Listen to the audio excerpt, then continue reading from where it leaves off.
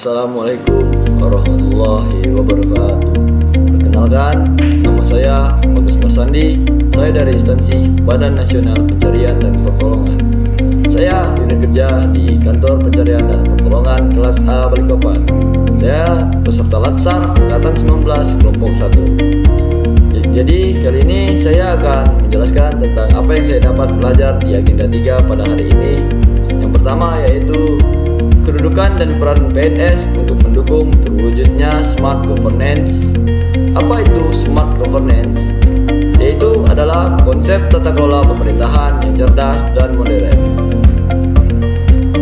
Jadi smart governance itu bertujuan untuk meningkatkan kualitas layanan publik kepada masyarakat. Sedangkan ada yaitu smart ASN. Smart ASN yaitu memiliki kemampuan dan karakter meliputi integritas, profesional, dan berwawasan global, penguasaan IT, dan bahasa asing.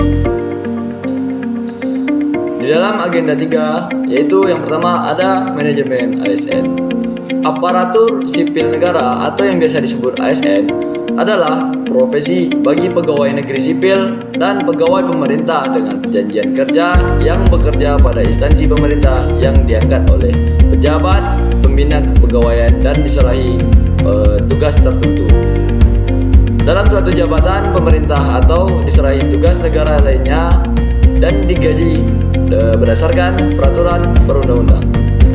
Fungsi ASN atau aparatur sipil negara yaitu yang pertama pelaksana kebijakan publik, yaitu melaksanakan kebijakan publik yang dibuat oleh pejabat pembina kepegawaian sesuai dengan ketentuan peraturan perundangan. Yang kedua, pelayan publik, yaitu pelayan publik yang profesional dan berkualitas. Yang ketiga, perekat dan pemersatu bangsa, yaitu mempererat persatuan dan kesatuan NKRI. Pegawai ASN terdiri atas PNS dan P3K.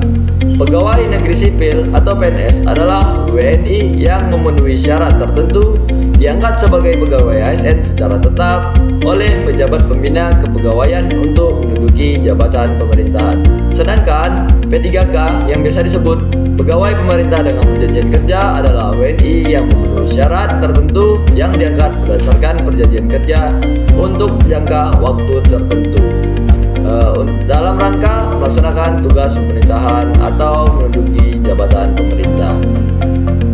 Di dalam ASN yaitu ada jabatan. Jabatan adalah kedudukan yang menunjukkan fungsi, tugas, tanggung jawab, wewenang, dan hak seorang pegawai ASN dalam suatu organisasi.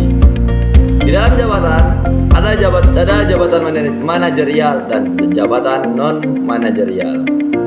Jabatan manajerial adalah sekelompok jabatan yang memiliki fungsi memimpin unit organisasi dan memiliki pegawai yang berkedudukan langsung di bawahnya. Jabatan non-manajerial adalah sekelompok jabatan yang mengutamakan kompetensi yang bersifat teknis, tidak memiliki tanggung jawab langsung dalam mengelola dan menguasai kinerja pegawai. Di dalam ASN kita sebagai ASN mempunyai hak ASN. Yang pertama yaitu penghasilan dan tunjangan. Di dalam penghasilan dan tunjangan kita mendapatkan yaitu yang pertama gaji pokok, tunjangan kinerja, tunjangan jabatan, dan lainnya. Yang kedua, hak ASN kita yaitu cuti tahunan, sakit, melahirkan, alasan penting, dan di luar tanggungan.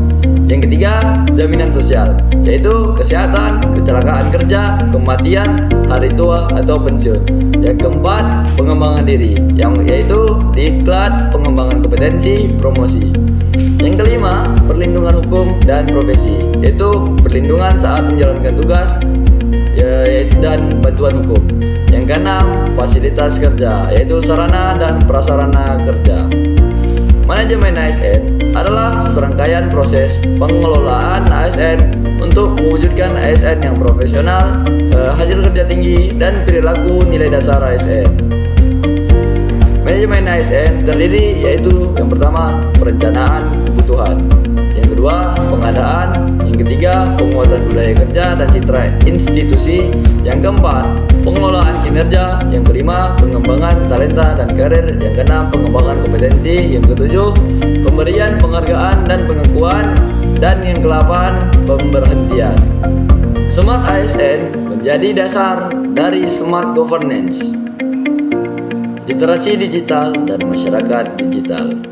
Literasi digital adalah sebuah pengetahuan untuk menggunakan media digitalisasi, termasuk Alkom yang modern atau jaringan internet, dalam menemukan, mengerjakan, mengevaluasi, menggunakan informasi, membuat informasi, dan memanfaatkan secara bijak, cerdas, cermat, tepat, dan tentunya patuh hukum dan aturan dalam rangka membina komunikasi dalam interaksi positif. Literasi digital menjadi kata kunci dalam upaya membangun komunikasi di era digital. Konsep ini dapat diartikan beragam, tetapi sederhananya dapat dikatakan sebagai kemampuan yang dibutuhkan oleh setiap orang untuk hidup. Ada 4 pilar literasi digital versi Kominfo, yaitu yang pertama, digital skill, yaitu memahami perangkat keras dan lunak atau TIK serta sistem operasi digital. Yang kedua, digital kultur, yaitu mampu membangun wawasan kebangsaan dalam berinteraksi di ruangan digital. Yang ketiga, yaitu digital ethics, menyesuaikan diri, berpikir rasional dan mengutamakan netiquette. Yang keempat, digital safety, meningkatkan kesadaran perlindungan dan keamanan data pribadi. Sekian dari saya, Afiknam Jagat Samagra. Wassalamualaikum warahmatullahi wabarakatuh.